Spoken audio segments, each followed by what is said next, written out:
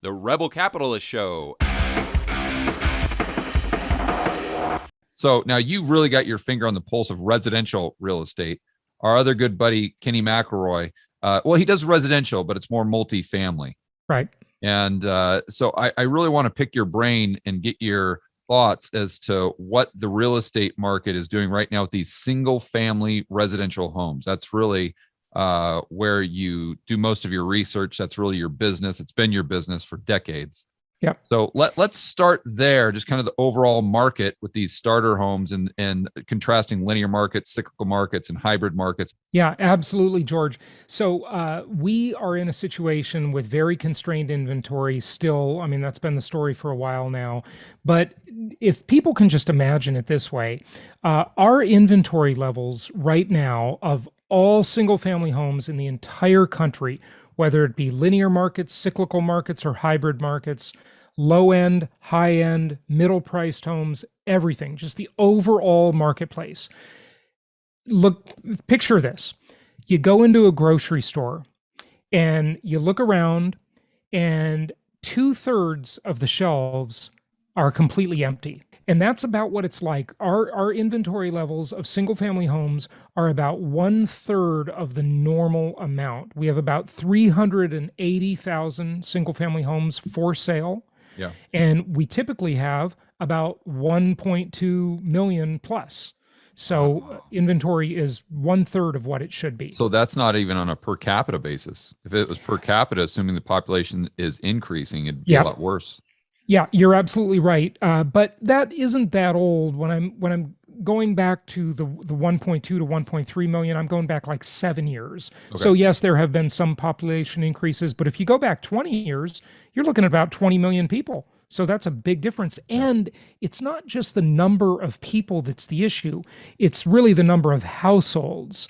And so when you look at household formation data, that is largely dependent on the age curve.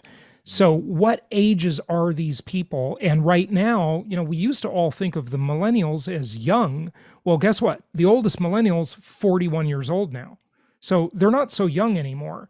The Gen Zers are the young ones now, and the millennials are moving right into, they're only 5 years away from their peak earning years and their peak spending years, the oldest millennials. So just think about how significant that is. In 2026, we will hit the leading edge of the largest demographic cohort in American history, 4 million larger than the baby boomers. That was my next question. Yeah, just give giant it some impact on the context. economy. So bigger than the baby boomers. Right. Yep.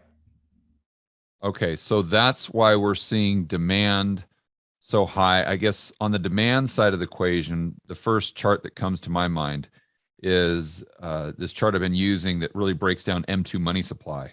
Right. And have you seen that one I'm referring to? Joseph Wang, who's my buddy that used to work at the Fed. He ran the New York trading desk.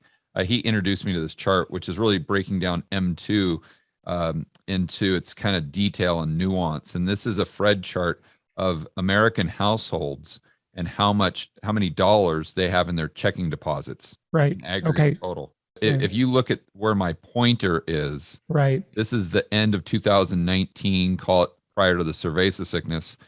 The amount of dollars that were on the balance sheet of households in aggregate total in the United States in their checking deposits, about 1.2 trillion. You take that to today, where we are over $3.6 trillion, an increase of 2.4 trillion at a starting point of 1.2. It's tripled. So that's a lot more money for down payments, isn't it? Combining that with the demographic variables that you were referring to earlier, and is it any surprise that demand pretty much at any price for these starter homes has just gone up and up and up and up? So I guess my question would be, is the lack of supply due to just builders not building, or is it a result of just increased demand due to these factors of demographics and we'll call it money printing? It's both for sure. When we've had 10 years of investors just buying up the market. The investor part of the market is such a big portion now, George, which has not happened historically ever in the U.S., that these investors are buying and holding rental properties as we recommend they do, and I'm doing it, and you are too, and that is keeping inventory from home buyers, right? Because it's never selling, right? They're just keeping it and renting it always.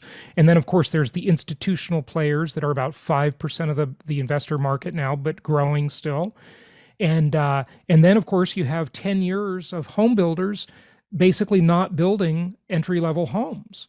And so all of these factors converging to just see a very, very tight market. And that chart you just showed of M2 is shocking. Household, it breaks down M2 by a little more detail. Yeah.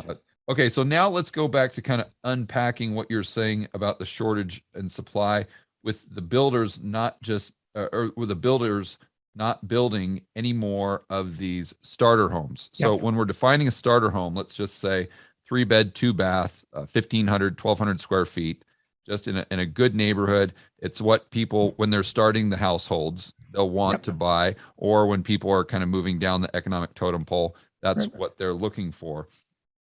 Are these builders just greedy, or do they just hate poor people? You know what I mean? Do they hate? Because this is what you hear in the media. Right. You and I both know this is utter nonsense. Yeah. Largely left-wing governmental policies are making it impossible for builders to make any margin, any profit, and make low-priced homes economically viable. For example, if you look at Northern California and you're a developer and you want to build a house in Northern California, before you dig that foundation, before you do anything, you're going to spend $170,000 on permits, impact reports, everything, right? Before you do anything. Contrast that with a more business-friendly market in, now I'm not being specific here, but states like Tennessee, Florida, all the usual suspects. You're going to spend about $6,000. Wow. So if the left-wing government in the Socialist Republic of California, which by the way is my home state, I lived there most of my life, now I live in Florida, but if they wanted to help people, they would loosen the restrictions. They would make the zoning more friendly, and they would allow builders to build more homes. George, I'm sure you've heard this old kind of riddle, right? What do you call a developer? Someone who wants to build a house at the beach or in the woods. What do you call an environmentalist? Someone who already owns a house at the beach or in the woods. Okay. That's good. They've already got theirs. Keep everybody else out, Yeah, that's so true. And they just want to see the equity that they have in their house, or the nominal price go up and up and up. And that's really what they care about. No, yeah, and past beyond the zoning, which is, it's sort of more at the macro level of the city, right? And the urban planning aspect. Then you look at the house itself and all of these new requirements that just throughout my career, I've seen them progressively become more and more onerous. First of all, the paperwork to buy a house, when I started in the business as a traditional realtor, first year of college, 19 years old, it took 1 page to sell a house. That was the offer form. It was 1 page long, one legal page, 11 by, 8.5 by 14. Now it's a stack of papers with tons of additional requirements on the seller and disclosures and all of this stuff. And, they've made it so everyone building a house, they've got to install low flow everything.